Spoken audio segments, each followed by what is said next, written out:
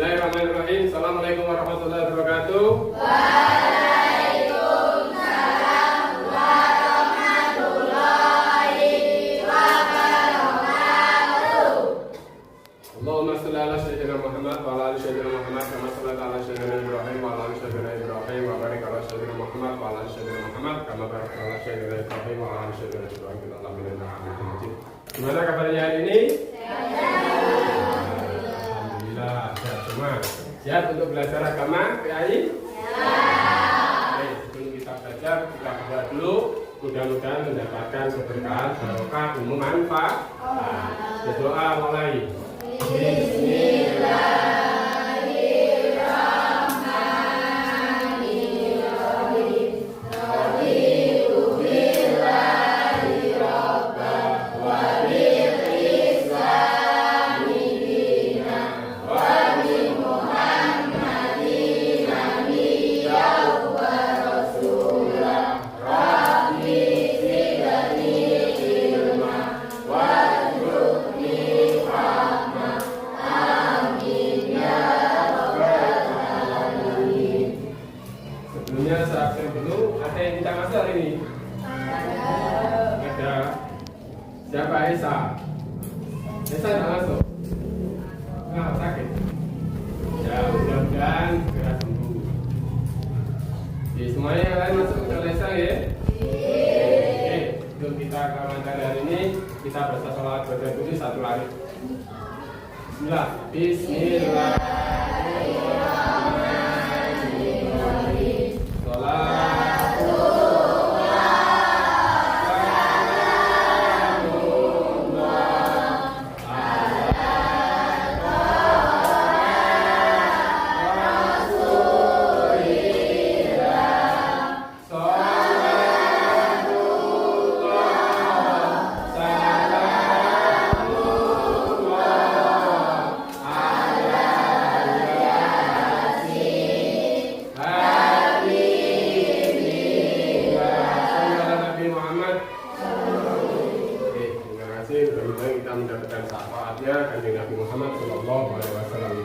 Anak-anak sekalian saya bagikan untuk hari ini materi kita yaitu hukum halal dan haram. Tentunya di sekolah, di masyarakat, di rumah, dimanapun sampai akan menemui hal-hal yang menurut agama dihalalkan dan menurut agama diharamkan. Coba sebutkan hal-hal yang diharamkan oleh agama. Mencuri, korupsi, makan anjing, terus apa lagi? Minum minuman keras, banyak lagi. Mungkin kita tidak tahu ini halal apa haram. Tapi yang jelas di syariat agama kita ada hal yang diharamkan dan hal yang diharamkan di dalam agama Islam. Materi ini bertujuan siswa dapat menjelaskan definisi halal dan haram. Apa itu halal, apa itu haram, nanti akan kita pelajari dalam materi hukum halal haram. Yang kedua, siswa dapat menyebutkan dasar hukum halal dan haram. Jadi dasarnya dari mana? Dasar hukum halal dan haram itu dari mana? Oke, kita ada 3 dasar hukum. Yang pertama apa? Al-Quran, Al-Hadis, dan Ijma. Yang ketiga, siswa dapat menjelaskan sebab-sebab halal dan haram. Kenapa benda itu dikatakan halal? Kenapa perbuatan itu dikatakan halal? Kenapa perbuatan itu dikatakan haram? Nanti akan kita pelajari. Yang ketiga, siswa dapat membuat paparan tentang hukum halal dan haram. Yang keempat, menerapkan ketentuan halal dan haram dalam kehidupan sehari-hari. Jadi selesai dalam materi ini, harapannya kalian bisa menerapkan hukum halal dan haram dalam kehidupan sehari-hari. Yang pertama, definisi halal dan haram. Halal adalah segala sesuatu yang diperbolehkan oleh syariat Islam untuk digunakan, dikonsumsi atau dilakukan. Misalnya tadi, ketika kita melakukan hal baik, bersedekah, berjariah, selain mendapatkan pahala atau ganjaran, juga diperbolehkan dan hukumnya halal. Oke, hukumnya halal. Memberi bantuan kepada fakir miskin itu hukumnya halal dan mendapatkan ganjaran sedekah.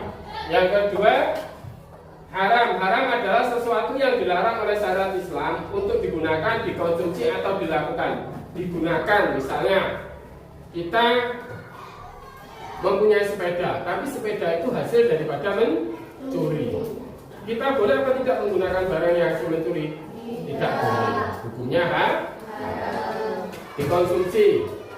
Misalnya yang memang daging yang diharamkan, misalnya daging babi, daging anjing, misalnya sampai diberi temannya kerupuk, gitu, kerupuk atau rambak, ini rambak babi, boleh apa tidak kita konsumsi? Tidak.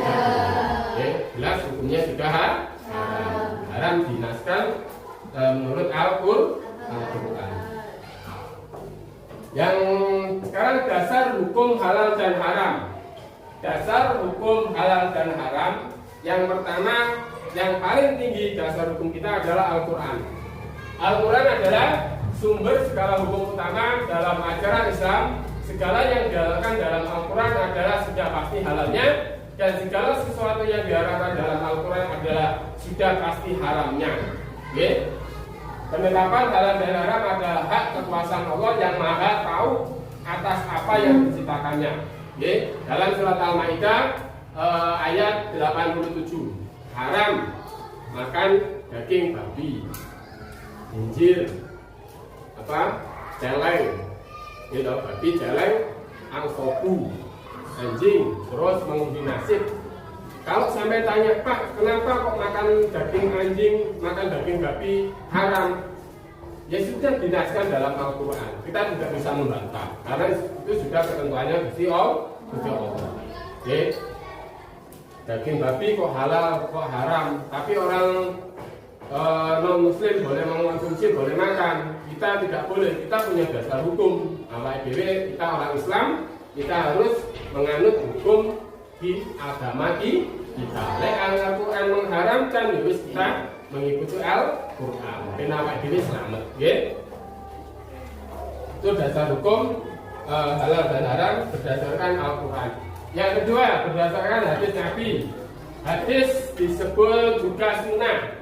Sunnah perkataan, perbuatan, ketetapan dan persetujuan dari Nabi Muhammad SAW. Perkataan kauli, ucapan kanjeng Nabi. Nabi mengatakan, misalnya kita makan daging, kalau daging babi dan celeng kan sudah dinaskan dalam Al-Quran. Misalnya mencuri itu hukumnya haram. Kalau di Arab ada hukumannya namanya dirajam. Itu perkataan dari kanjeng Nabi. Itu juga termasuk hadis. Terus perbuatan, misalnya kanjeng Nabi makan daging onta, kanjeng Nabi makan daging kambing. Berarti ketika daging onta dan daging kambing dimakan oleh kanjeng Nabi, secara otomatis daging tersebut dihukumi halal. Kenapa? Karena kanjeng Nabi mengkonsumsi. Kanjeng Nabi ikut makan. Terus ketetapan dan persetujuan atau takdiri. Misalnya ada sahabat yang melakukan, tapi kanjeng Nabi tidak mengharamkan atau tidak menghalalkan. Kanjeng Nabi menyetujui.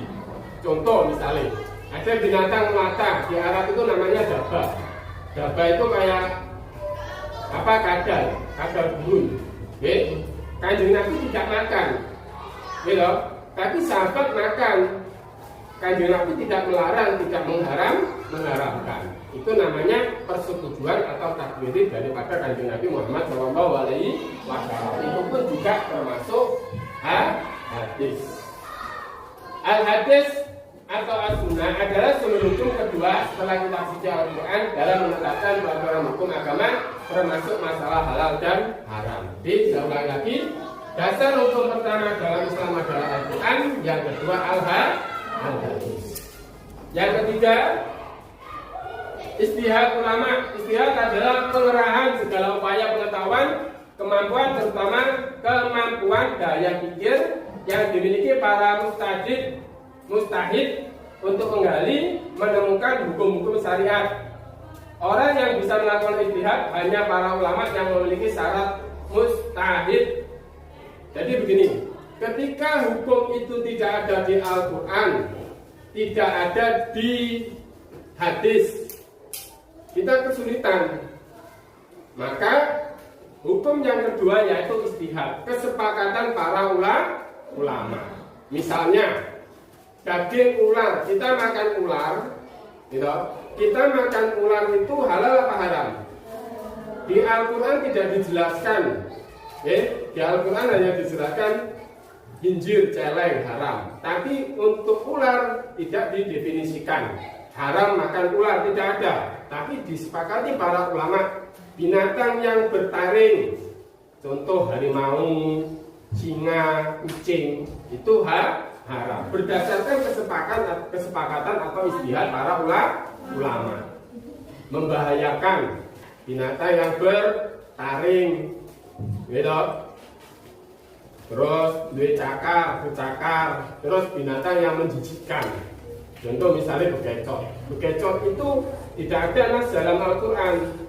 Tapi ketika kamu memakan bekecot itu terus muntah-muntah mual, sakit, ya berarti nanti bisa menjadi haram. Jadi hati-hati, kita tidak bisa menghukumi sesuatu itu halal haram, terserah kita. Tapi ada namanya ulama. Di Indonesia ada namanya Majelis Ulama Indonesia. Dan di situ lisensinya sudah diakui oleh pemerintah. Fatwa dasar hukum yang dikeluarkan itu sudah merujuk pada Al-Quran dan hadis. Yang berikutnya sebab-sebab halal dan haram. Sesuatu halal dan haram itu ada sebabnya. Yang pertama dari zat asalnya. Allah Subhanahu wa taala telah menetapkan sesuatu yang haram sebab zat asalnya. Seperti Allah mengharamkan darah dan babi sebagaimana dijelaskan dalam surat Al-Baqarah. Babi sudah jelas haram, ya wis awake dhewe mengikuti yang ada di Al-Quran. Darah lah awake dhewe apa? Didi itu apa?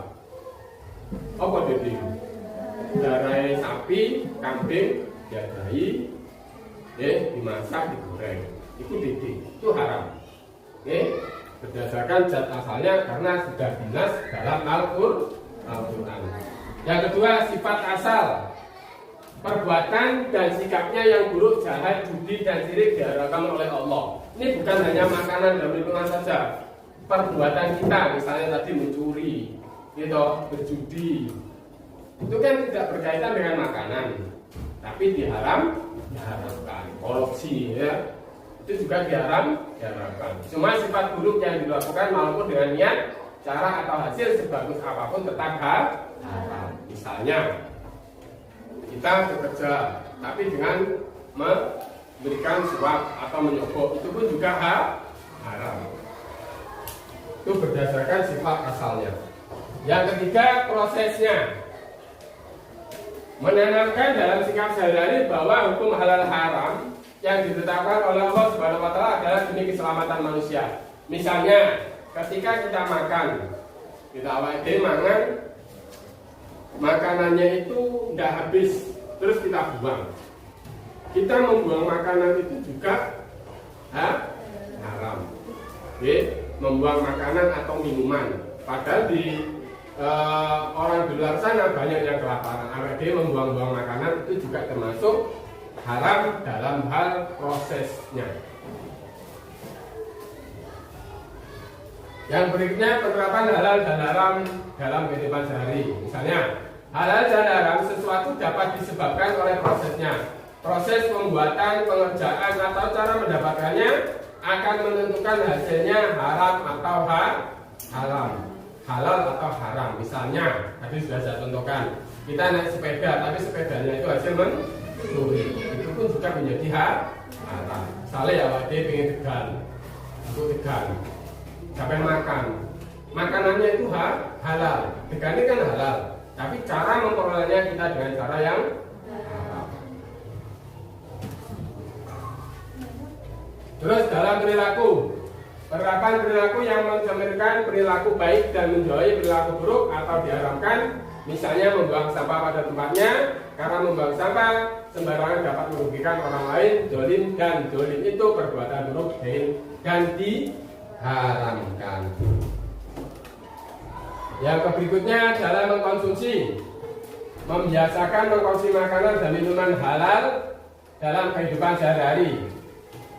Menjaga diri dari mengkonsumsi makanan atau minuman yang diharamkan oleh syariat Islam. Tadi sudah dicontohkan yang haram secara nasnya, misalnya makan babi, makan dede, terus anjing, terus apa lagi, ular, gitu, bekecot yang menurut sampean haram sesuai kesepakatan ulama ya haram.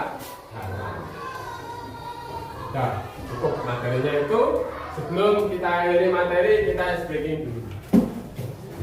Kita ucapkan kalimat thayyibah, mudah-mudahan mendapatkan berkah. Oke, masih semangat semuanya? Semangat. Oke, tepuk tangan dulu untuk kita semua. Oke, kita baca kalimat thayyibah tasbih. 1, 2, 3. Ucapkan tasbih, ucapkan tasbih. Subhanallah. Ucapkan tasbih, ucapkan tasbih. Alhamdulillah. Ucapkan tasbih, ucapkan tasbih. Allahu Akbar. Ucapkan tasbih, ucapkan tasbih. La ilaha illallah. Oke, terima kasih. Ada yang ditanyakan dari materi ini? Tidak ada. Kalau tidak ada, tugasnya di buku silakan dikerjakan. Oke, terima kasih anak-anak. Mudah-mudahan apa yang kita pelajari hari ini manfaat, barokah Allahumma amin. Kita tutup dengan bacaan wal asri bersama-sama. Bismillah.